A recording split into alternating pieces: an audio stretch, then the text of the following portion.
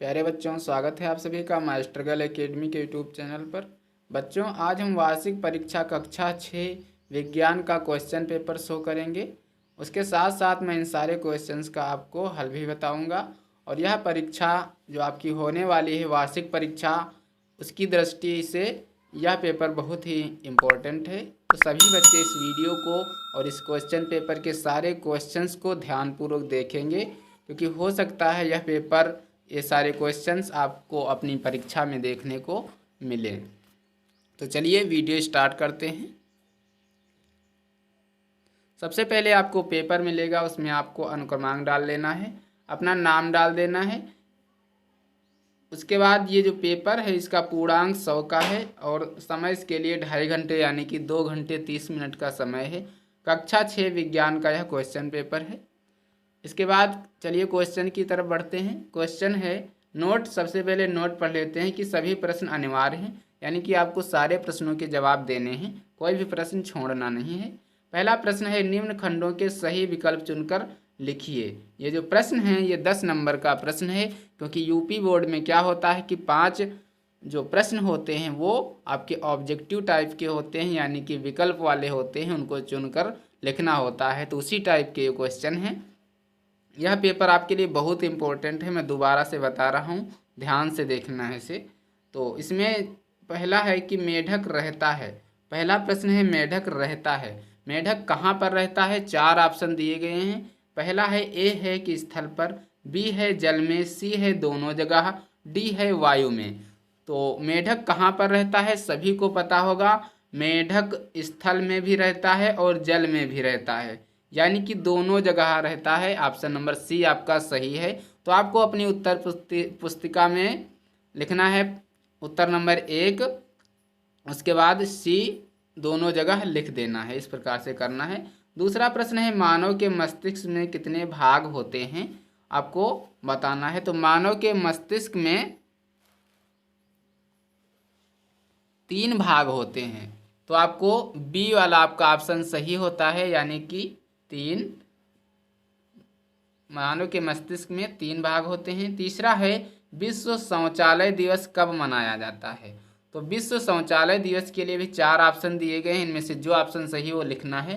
तो विश्व शौचालय दिवस 19 नवंबर को मनाया जाता है, यानी कि आपका डी नंबर ऑप्शन सही है। इसके बाद है चौथा प्रश्न है कि लंबाई का मानक मात्रक है। सभी को पता होगा कि लंबाई का मानक मात्रक क्या है, मीटर है, यानी कि सी वाला ऑप्शन आपका सही है। तो सी वाला लिखेंगे। पांचवा प्रश्न है कि चाल का एसआई मात्रक है। चाल का एसआई मात्रक क्या है? तो चाल का जो एसआई मात्रक है वह है आपका मीटर प्रति सेकेंड। मीटर प्रति सेकेंड, यानी कि ऑप्शन नंबर सी सही है आपका, मीटर प्रति सेकेंड। इसके बाद दूसरा प्रश्न है कि रिक्त स्थानों की पूर्ति कीजिए। 10 नंबर में है रिक्त स्थान। पहला है कि कार्य करने की क्षमता को कहते हैं, क्या कहते हैं? तो कार्य करने की क्षमता को ऊर्जा कहते हैं। जो एक खाली जगह है उसमें आपको क्या भरना है, उसमें आपको ऊर्जा भर देना है। इसके बाद दूसरा है चंद्र ग्रहण की घटना के दिन होती है। किस दिन होती है? तो चंद्र ग्रहण की जो घटना होती है वो पूर्णिमा के दिन होती है। कब होती है? पूर्णिमा के दिन होती है। तो यहाँ पे खाली जगह में आपको पूर्णिमा भर देना है। इसके बाद तीसरा है निर्वात में प्रकाश की चाल होती है। निर्वात में प्रकाश की चाल क्या होती है? जो खाली जगह इसमें आपको भरना है। तो इसमें 3 लाख किलोमीटर प्रति सेकंड इसकी चाल होती है निर्वात में प्रकाश की। चौथा है द्रवों का आयतन में व्यक्त करते हैं। द्रवों का आयतन किस में व्यक्त करते हैं? तो जो द्रव होते हैं उसका जो आयतन है वो लीटर में व्यक्त करते हैं। किस में? लीटर में। तो आपको खाली जगह में लीटर भर देना है। इसके बाद पांचवा है समय का मानक मात्रक है। समय का मानक मात्रक सभी को पता होगा, सेकंड होता है। तो यहाँ पर खाली जगह में आपको सेकंड लिख देना है, सेकंड भर देना है। इसके बाद तीसरा प्रश्न है 10 नंबर का यह प्रश्न है निम्न कथनों में सही तथा गलत का चुनाव कीजिए, यानी कि सही गलत वाले ऑप्शन हैं। पहला है कि ताप का मानक मात्रक डिग्री सेल्सियस होता है। कितने डिग्री सेल्सियस होता है? अगर सही है तो सही का निशान, गलत है तो गलत का निशान लगाएंगे। तो ताप का मानक मात्रक डिग्री सेल्सियस होता है, ये सही है।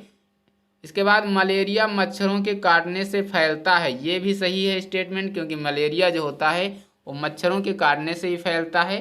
तीसरा है मनुष्य का हृदय बार बार स्पंदन करता है, स्पंदन मीन्स धड़कता है, तो यह भी स्टेटमेंट सही है, क्योंकि मनुष्य का हृदय बार बार धड़कता रहता है। इसके बाद चौथा है अमीबा, ये यहाँ पे अमीषा लिख गया है, अमीबा है। अमीबा बहुकोशिकीय जीव है। तो अमीबा जो है वो बहुकोशिकीय नहीं बल्कि एक कोशिकीय जीव है, तो इस कारण से ये स्टेटमेंट गलत हो जाती है, तो यहाँ पर हम गलत का निशान लगाएंगे। पांचवा है ध्वनि ऊर्जा नहीं है। तो ध्वनि ऊर्जा नहीं है बल्कि ध्वनि ऊर्जा है, तो यहाँ पर नहीं लग गया, इस कारण से ये ऑप्शन गलत हो गया, तो यहाँ पर आपको गलत का निशान लगा देना है। इसके बाद चौथा है कि स्तंभ का को स्तंभ खा से मिलान कीजिए, यानी कि मैचिंग है, 10 नंबर में प्रश्न है। स्तंभ का स्तंभ खा से आपको मिलान करना है। तो ए है चंद्रमा। चंद्रमा क्या है? तो जो चंद्रमा है वो है आपका अदीप्त, तो आपको अदीप्त में मिला लेना है। इसके बाद सूर्य, सूर्य क्या है? तो सूर्य जो है वो दीप्त है, तो इसमें आपको दीप्त में मिला लेना है। ईंट, ईंट क्या है? ईंट अपारदर्शक है, तो इसमें आपको अपारदर्शक में मिला लेना है। ट्रेसिंग पेपर, ट्रेसिंग पेपर क्या है? तो ये पारभासी होते हैं, आपको पारभासी, ये जो नीचे ऑप्शन दिया गया है इसमें आपको मिला लेना है। इसके बाद है साफ कोच, साफ कोच क्या है? ये पारदर्शक होते हैं, इस प्रकार से आपको मिला लेना है। आपको प्रश्न पत्र मिलेगा, तो आपको अपनी कॉपी में जो उत्तर पुस्तिका होगी उसमें आपको मैच कर लेना है इसे। इसके बाद पांचवा प्रश्न है निम्न प्रश्नों के उत्तर दीजिए, 20 नंबर में प्रश्न है। पहला है पारभासी किसे कहते हैं? अभी हमने देखा कि पारभासी क्या होते हैं। तो पारभासी ऐसी वस्तुएं होती हैं जिनसे प्रकाश का आंशिक भाग ही बाहर निकलता है, जैसे कि ट्रेसिंग पेपर हो जाता है। इस प्रकार की वस्तुएं क्या होती हैं? पारभासी होती हैं। इसके बाद है भोजन में ऊर्जा किस रूप में होती है? तो जो भोजन में ऊर्जा होती है वो रासायनिक ऊर्जा के रूप में संचित होती है। इसके बाद तीसरा है कार्य एवं ऊर्जा में क्या संबंध है? तो जो कार्य ऊर्जा में संबंध ये है कि कार्य करने की क्षमता को ऊर्जा कहते हैं। जिस वस्तु में जितनी अधिक ऊर्जा होती है वह उतना अधिक कार्य कर सकता है। आप इतना लिख देंगे तो आपको पूरे नंबर मिल जाएंगे। इसके बाद चौथा है किसी वस्तु के विराम और गतिशील अवस्था में अंतर स्पष्ट कीजिए। विराम का मतलब होता है ठहराव, क्या होता है? ठहराव। और जो गतिशील है, गतिशील का मतलब है चलते रहना। तो समय के साथ परिवर्तन नहीं हो रहा है यदि, तो वो क्या होगा? विराम अवस्था होती है। तो आपको लिखना है किसी वस्तु में समय के साथ परिवर्तन नहीं होता है तो विराम अवस्था होती है, और उसके उल्टा समय के साथ परिवर्तन हो रहा है तो वह गतिशील अवस्था होती है। जैसे विराम अवस्था में, जैसे हमने मेज लिया और उसको एक जगह पर रख दिया, तो क्या हुआ? वो विराम अवस्था हो गई, क्योंकि समय तो बढ़ रहा है लेकिन मेज नहीं बढ़ रही है। इसी प्रकार से गतिशील अवस्था, जैसे मोटरसाइकिल, हमने मोटरसाइकिल ली और चलाई, तो हम चला रहे हैं मोटरसाइकिल, तो समय भी बढ़ रहा है और हमारी मोटरसाइकिल भी बढ़ रही है, साइकिल भी बढ़ रही है, तो ये क्या है? ये गतिशील अवस्था होती है। इसके बाद है पांचवा किसी वस्तु में उपस्थित द्रव की मात्रा को क्या कहते हैं?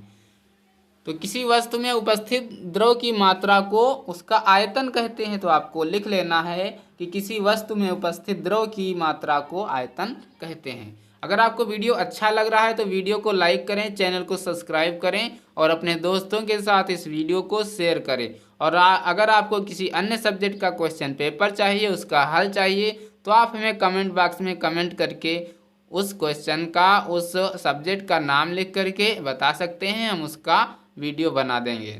इसके बाद क्वेश्चन नंबर 6 है कि इन्हीं 4 प्रश्नों के उत्तर दीजिए। 40 नंबर में प्रश्न है, यानी कि एक प्रश्न 10 नंबर का है। ये दीर्घ उत्तरीय यानी कि विस्तृत उत्तरीय प्रश्न होते हैं, तो ये आपको स्वयं करने हैं। जैसे किसी खेत की लंबाई 400 मीटर तथा चौड़ाई 600 मीटर है, तो खेत का क्षेत्रफल तथा क्षेत्रफल हेक्टेयर में ज्ञात कीजिए। तो आपको इसको ज्ञात करना है।